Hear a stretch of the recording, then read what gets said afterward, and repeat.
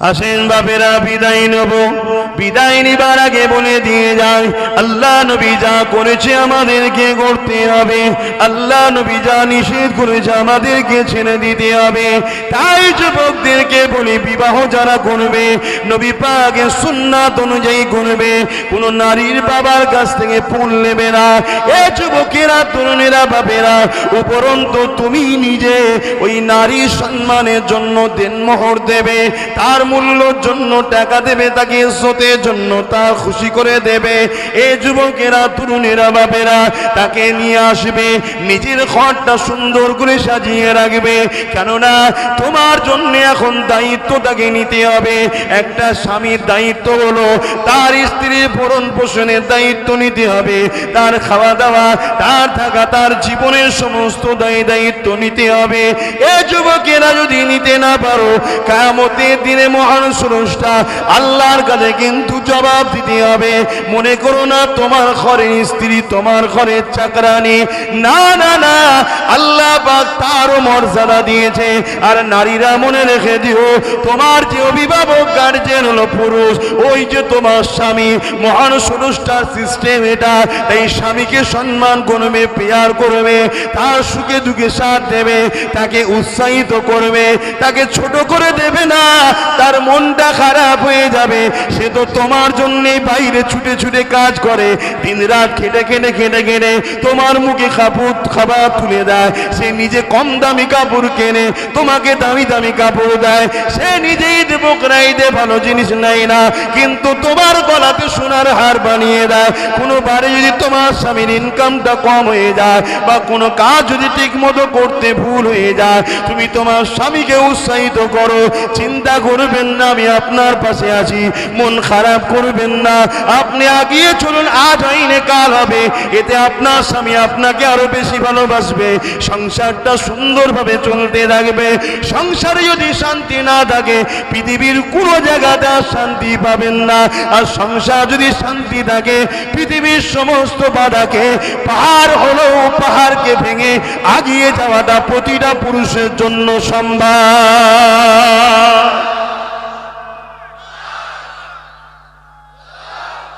তাই মা বোনেদের বলবো, একটু উৎসাহিত দেবেন, তাদেরকে সাথ দেবেন, সাহস যোগাবেন। আর না হয় আপনি এমন কথা বলে ফেললেন, আপনার স্বামীটা মনের দুঃখে বাইরে বেরোলো, টেনশন করতে করতে রাস্তা পার হচ্ছে আর হরেন দিচ্ছে, গাড়ি শুনতেই পাচ্ছে না, টেনশন যে আজ কাপড় না নিয়ে ঢুকলে কালকে সকাল হবে, ঘরে চলে যাবে। এরকম স্ত্রী আছে না নাই? এ নারী জাহান্নামে যাবে। আমি বলিনি, মহান স্রষ্টা যিনি বানিয়েছে তিনি বলেছেন জাহান্নামে যাবে। জালিমে তোমার উচিত কি? আপনি অত চিন্তা করছেন কেন? এবারে নাই হলো উৎসবে, পরের বারে লোভখনি আপনি ডবল দেবেন, পরের বারে যদি বেশি হয়। হে যুবকেরা, তোমরা যদি আল্লাহকে মানো, আখিরাতকে মানো, আযাব গজবের কথা যদি বিশ্বাস করো, জান্নাতে মানো, জাহান্নাম আছে মানো, মৃত্যু একদিন না একদিন হবে যদি বিশ্বাস করো, তাহলে সতর্ক হয়ে যাও। এই দুনিয়ার জিন্দেগি আসল জিন্দেগি নয়, এটা তো মহান স্রষ্টা পাঠিয়েছে পরীক্ষার জন্য। নারী পুরুষ মিলেমিশে স্বামী স্ত্রী সংসারের মধ্যে দিয়ে সন্তান হবে, ওই সন্তান আবার বড় হবে, তার হবে, আবার সন্তান হবে, কিন্তু দুনিয়া একদিন ধ্বংস হয়ে যাবে। কেন? আল্লাহ পাকের আখিরি কিতাব কোরআন জানিয়েছে, কুল্লু মান আলাইহা ফান, সবকিছুই ফানা হয়ে যাবে, ধ্বংস হয়ে যাবে। যেদিন তুমি উঠবে ময়দানে মাশরে, ওই দিন তোমার গায়ে জবাব চালিয়ে হবে, এ আমার বান্দারে নামাজ পড়েছিস কি? বল। আপনি বলবেন হ্যাঁ পড়েছি। শুধু হ্যাঁ বললে হবে না, কাকে অনুসরণ করে পড়েছি? অর্থাৎ নামাজ পড়লো, নবীকে ফলো করে পড়তে হবে, নবী যেভাবে পড়েছে ওইভাবে পড়তে হবে। রোজা রাখলে শুধু হবে না, নবী যেভাবে রেখেছে বা রাখতে বলেছে। হজ করলে শুধু হবে না, নবী যেভাবে করেছে বা করতে বলেছে। অনেকে মনে করে হজ করলে জান্নাতে যাবে, এটা মিথ্যা কথা, মিথ্যা কথা। লক্ষ নয় কোটি কোটি হাজিও জাহান্নামে যাবে। কেননা আল্লাহ নবীকে প্রেম যারা করেছে, নবীকে ফলো করে যারা হজ করেছে, শুধুমাত্র তারাই জান্নাতে যাবে।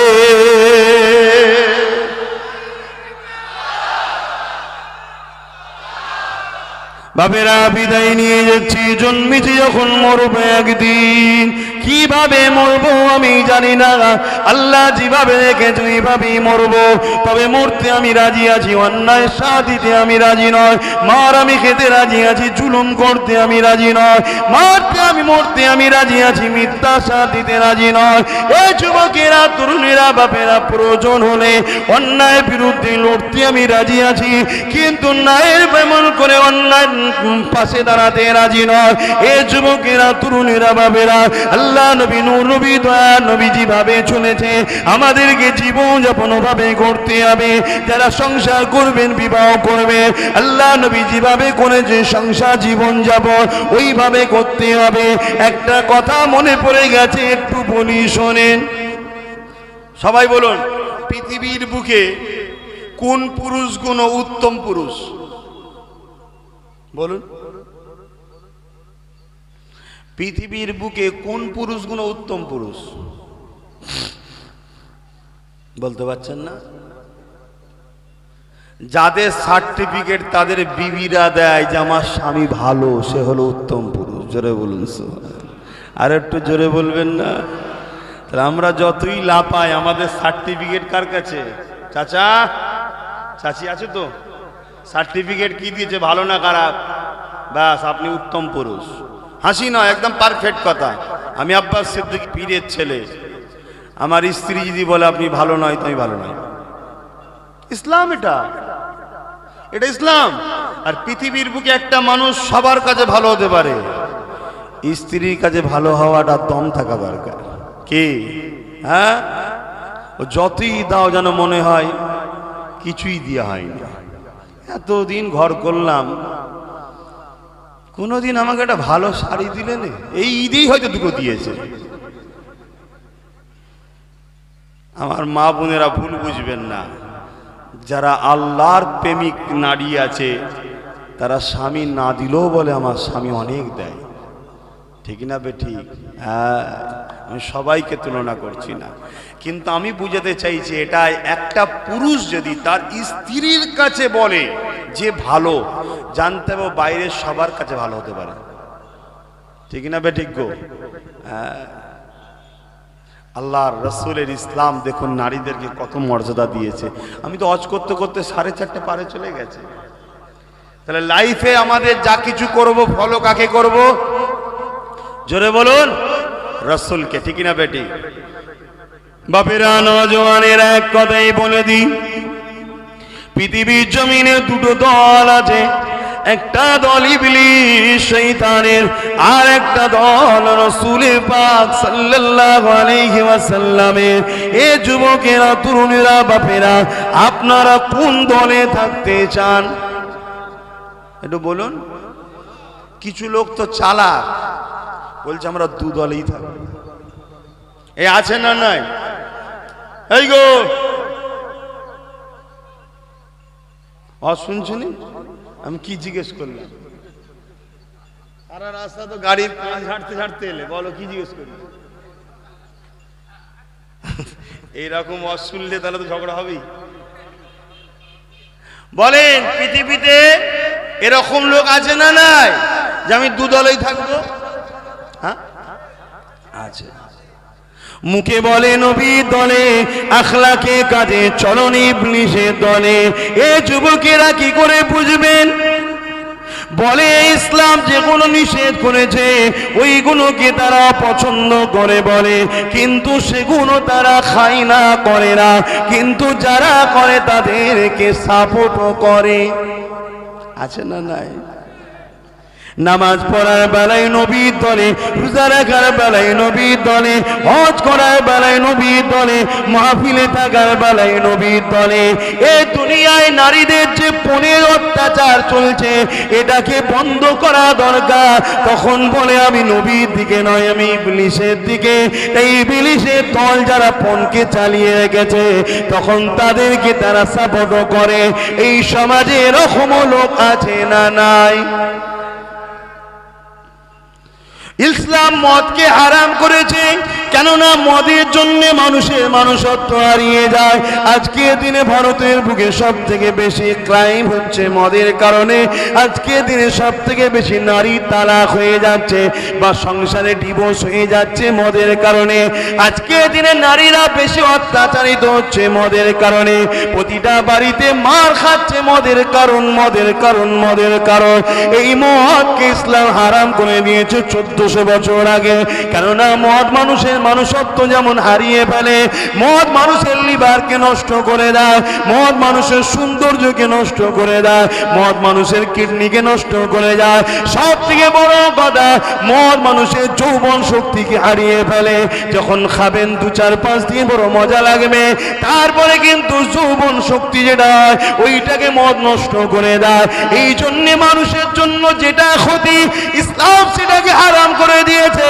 এই যুবকের এই সমাজে কিছু লোক আছে যারা বলে আমরা আল্লাহ মানি, নবী মানি, অথচ তারা মদ পান করে। আমি তাদেরকে বলবো মদ খেও না, ছেড়ে দাও। আবার কিছু লোক আছে বলে আমরা মদ খাই না, কিন্তু দেখা যায় তারা মদ যারা খায় বা মদকে সমাজে প্রতিষ্ঠিত যারা করতে চায়, যারা মানুষের বাড়ি বাড়ি বাড়ি বাড়ি বাড়ি বাড়ি ফ্রিতে মদ দিতে চায়, তাদেরকে সাপোর্টও করে। এই রকম নবী মাননেওয়ালা লোক আছে না নাই? মনে হয় এরা মুমিন। এদেরকে কি বলা হয়? মুনাফিক। এ যুবকেরা, তরুণেরা, আমরা দুনিয়ার জমিনে জন্ম নিয়েছি কেন? আমাদের মালিক আল্লাহ পাকের হুকুমকে মেনে চলবো। নামাজ যেমন হুকুম করব, রোজা যেমন হুকুম করব, যাকাত যেমন হুকুম করব, দান খায়রাত যেমন হুকুম করব। এক কথাই নবী যা করেছে তাই করব। আল্লাহ নবী দিন দুনিয়া বাদশাহিবুল্লাহ জানিয়ে দিলে মদ খাওয়া আর মদকে সাপোর্ট করে একই পাপ, চুরি করার চোরকে সাপোর্ট করে একই পাপ, খুন করা খুনকে সাপোর্ট করে একই পাপ, দেশের বিরুদ্ধে লড়াই করা আর দেশদ্রোহীকে সাপোর্ট করা একই অন্যায়, একই পাপ। সমাজের মানুষের কেউ লুটবে, তারকে সাপোর্ট করা আর যে লোটে, তারা দুজনে একই পাপের আসামি। তাই বলে দিয়ে যায়, এ যুবকেরা, তোমরা প্রতিটা কদম জাহান্নামের দিকে আগিয়ে দিচ্ছ।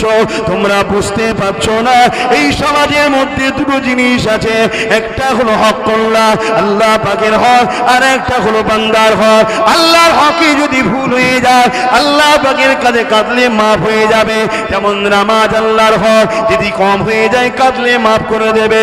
রোজা আল্লাহ পাকের হক, যদি ভুল হয়ে যায় কাঁদলে মাফ করে দেবে। রেখে দাও, ও নবী পাকের প্রেমিকের হক আল্লাহ পাকের হক, যদি কম হয়ে যায় কাঁদলে মাফ করে দেবে। কিন্তু গরিবের উপরে জুলুম করা, এটা ওই বান্দার হক। ওই বান্দা যদি মাফ না করে কখনো মাফ হবে না। তুমি মনে করছো আমি তো জুলুম করিনি, তুমি জুলুম করনি, কিন্তু যে জুলুম করে তাকে তুমি সাপোর্ট করেছো, তাই তুমিও জাহান্নামী হচ্ছ। তুমি বুঝতে পারছো না তোমাদের ঘরে জাহান্নামীরা কিভাবে নিজেদের দলে ঢুকিয়ে দিচ্ছে।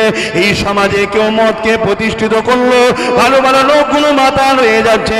তুমি বলছো আমি তো মদের প্রচার করিনি, কিন্তু মনে রেখে দিও যে প্রচার করে তাকে তো তুমি সাপোর্ট করেছো। এই যে প্রচার করলো, সাপোর্ট করলো, উভয়ের শাস্তিটা এক হয়ে যাবে।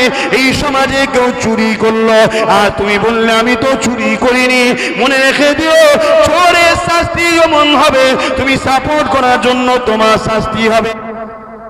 আল্লাহ নবী, নূর নবী, দয়া নবী, রহমতে নবী আমার জানিয়ে দিলেন বিশ্বে মানুষেরা তোমরা মানুষ জাতি একে অপরে মিলেমিশে থাকবে। এ যুবকেরা, তরুণেরা, বাপেরা, কেউ বিপদে বললে তাকে সাথ দেবে, কারো অর্থের অভাব তাকে অর্থ দেবে। কেউ কন্যা দেয় রয়েছে, বাবা তার মেয়ের বিয়ে দিতে পারছে না, তাকে অর্থ সহযোগিতা করবে, হোক বা সে অমুসলিম অন্য ধর্মের। কিন্তু তোমার সাথে যদি কেউ সে এসে বলে তাকে সাহায্য করো। নবী আমার এটাও জানিয়ে দিলেন যে পাড়া প্রতিবেশীকে খুশি করে না সে আমি রাসূল আমার কেউ নয়। মুসলমান হয়ে তাই বলতে আজকে বড় ফকর লাগে, সিনাটা চওড়া হয়ে যায় যে মুহাম্মাদের গোলাম আমি, মুহাম্মদ রাসূলকে মডেল বলে মেনে নিয়েছি। যে নবী আমার জানিয়ে দিলেন প্রতিবেশীকে যে ভালোবাসে না সে আমার কেউ নয়, আমার কেউ নয়। এ মুসলমান, তোমাদের প্রতিবেশী আস্তে আস্তে দেখলাম তো মুসলিম ভাইরা, যদি তোমরা ওদেরকে না ভালোবাসো, রাসূল বলছে তোমরা নবীর কেউ নয়। আর কি চাও? শুনছেন তো নাকি, না ঘুমিয়ে বললেন? তাহলে রসুল বললেন যে প্রতিবেশীকে ভালোবাসো না, সে আমার কেউ নয়। মুসলমান তোমাদের প্রতিবেশী কারা বলো? হয় হিন্দু, নাই দলিত, নাই আদিবাসী, না সাঁওতাল, বিভিন্ন ধর্মের লোক আছে না নাই? তাদেরকে যদি ভালো না বাসো, রসুল বলছে সে আমার কেউ নয়। মানুষ হিসাবে অন্য মানুষের সঙ্গে ভ্রাতৃত্ব রাখতে হবে, এরই নাম হচ্ছে মানব বন্ধন। তবে একটা কথাই মনে রেখে দিও, যেখানে আল্লাহর বিরোধী কোনো শিরক হয় সেই জায়গায় সাপোর্ট করা, সেই অনুষ্ঠানে যাওয়া ইসলামে হারাম। শুনছেন না শোনেন না? আজ সমাজে একটা কথা শোনা যায় না, ধর্ম যার যার, উৎসব সবার। বলে না বলে না, এইগুলো যারা বলে এরা ফিতনাবাজ, এই কথা থেকে দূরে থাকবে। এই কথাটা হারাম কথা, শিরকি কথা, কুফরি কথা। এই কথা বিশ্বাস করলে ঈমান চলে যাবে, কাফের হয়ে যাবে। শুনছেন না শোনেন না? ধর্ম উৎসবকে কেন্দ্র করেই হয়, আর যে যার উৎসব করবে সেখানে অন্যজন গেলে থার্ড পার্টি যারা দেশকে মিটাতে চাইছে তারা তখন সুযোগ পায় একটা ফিতনা লাগাবার। ধর্ম একটা আবেগের জিনিস, ঠিক না বেটি? বিশ্বাসের জিনিস, ভালোবাসার জিনিস। সেই সময় যদি কেউ একটা অশান্তি হয়ে যায় তাহলে এলাকার সভ্য শান্তি সমাজটা কিন্তু বিঘ্ন হয়ে যাবে। আমার কথা বুঝছেন তো নাকি? অনেকক্ষণ মানে বেশি ওয়াজ করা হয়ে গেল, ওই জন্য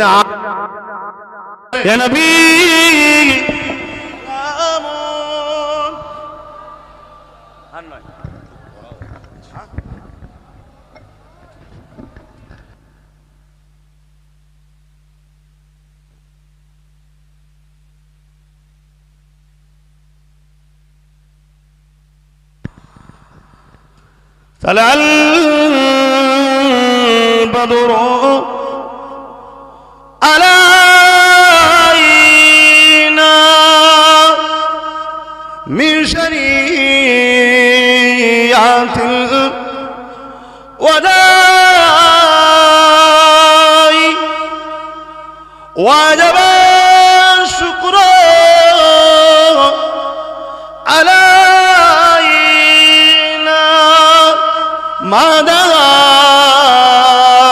لله أحداي يا نبي سلام يا رسول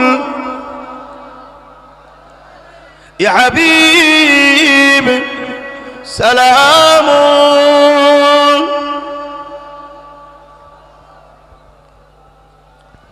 বাপ নামাজের ব্যাপার আছে, সকলে বসুন একটু দোয়া করে দিই। ইয়া রাব্বি বালাগাল উলা বিকামালিহি কাসাবাত দুজা বিজামালিহি হাসানাত জামিউ সালিহি সাল্লু আলাইহি ওয়া আলিহি আল্লাহুম্মা সাল্লি আলা সাইয়্যিদিনা ওয়ালা আলি সাইয়্যিদিনা। আমার বাপ ভাইরা বিসমিল্লাহ শরীফের সঙ্গে 11 বার দরুদ শরীফ 3 বার সে 10 বার সে ইখলাস শরীফ তেলাওয়াত করুন, দোয়া চাওয়া হবে। বিসমিল্লাহির রহমানির রহিম। আল্লাহ তাআলা আমি জানা অজানা, ইচ্ছা ও ইচ্ছা সকল গুনাহ হইতে তওবা করিতেছি। আস্তাগফিরুল্লাহ রাব্বি মিন কুল্লি জামবি ওয়া আতুবু ইলাইহি। আশহাদু আল্লা ইলাহা ইল্লাল্লাহু ওয়াহদাহু লা শারীকা লাহু ওয়া আশহাদু আন্না মুহাম্মাদান আবদুহু ওয়া রাসূলুহু লা ইলাহা ইল্লাল্লাহ মুহাম্মাদুর রাসূলুল্লাহ সাল্লাল্লাহু আলাইহি ওয়াসাল্লাম। আল্লাহুম্মা আমিন।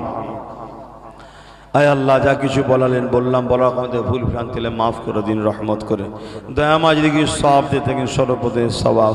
আকায়ে নামদা মুফাক্কিরে মওজুদাত সাইয়্যিদুল মুরসালিন রাহমাতাল লিল আলামিনের দরবারে সব পৌঁছে দিন। হুজুরের আলা ওলাদ আম্মাজান সাহাবায়ে کرام সাহাবীগণ হযরত ইমাম হাসান হুসাইন 4 বিরানবী 4 ইমাম মুসাদে জামান দাদা হুজুর 5 কলিজা টুকরা খলিফা হুজুর দরুদ পাক সব পৌঁছে দিন। तमाम বিশ্ব ওলি গৌস কুতুব আবদান সাদা সালেহিন আরে বিল্লাহ হুজুর দরুদ পাক সব তো পৌঁছে দিন। আল্লাহ তাআলা আমরা যারা তুনিছে আমাদের দাদু কোন দাদি কোন নানা কোন নানি কোন শ্বশুর কোন শাশুড়ি কোন মাই মুরব্বি যারা চলে গেছে, আল্লাহ প্রত্যেক কবরকে বেহেশতের বাগান বানিয়ে দিন।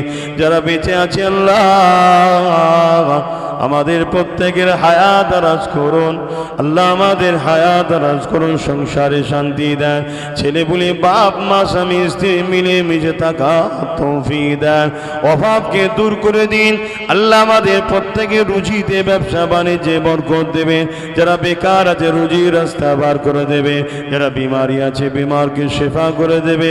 এই মাহফিলের কমিটিকে কবুল করবে, এদেরকে নামাজি মুত্তাকি পরেজগার জাকির হাজি গাজী বানিয়ে দিন আল্লাহ তাআলা। আমাদের প্রত্যেকে জান মাল ইমান ইজ্জতকে হিফাজত করুন, জালিমের জুলুম থেকে, মুনাফিকদের কুফরি থেকে আল্লাহ আমাদেরকে হিফাজত করুন আল্লাহ।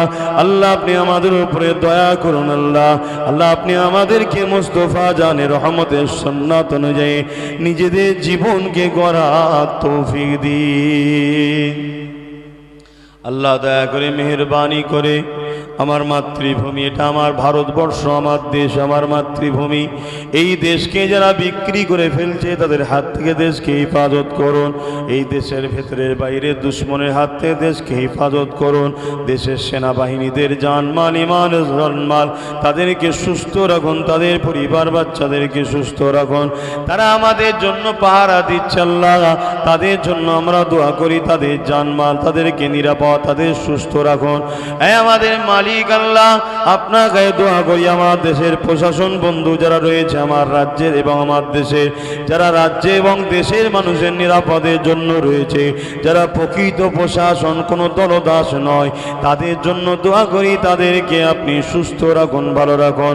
কেননা তারা আমাদের জন্য রাত জাগে, আমাদের জন্য মেহনত করে, আমাদেরও দায়িত্ব তাদের জন্য দোয়া করি, তাদেরকে আপনি ভালো রাখুন, তাদের পরিবার বাচ্চাদেরকে সুস্থ রাখুন আল্লাহ তাআলা। আমার মাতৃভূমিতে বসবাস করে হিন্দু, দলিত, আদিবাসী, সাঁওতাল, বাগদি সর্বধর্মের মানুষকে আপনি দুবেলা পেট ভরে খাওয়াবেন, পরনার কাপড় দেবেন, সুস্থ রাখবেন, ভালো রাখবেন, ভ্রাতৃত্বের সঙ্গে মিলেমিশে মানব বন্ধনের সঙ্গে রাখবেন। কেননা তারা তো আমারই মাতৃভূমির বসবাসকারী।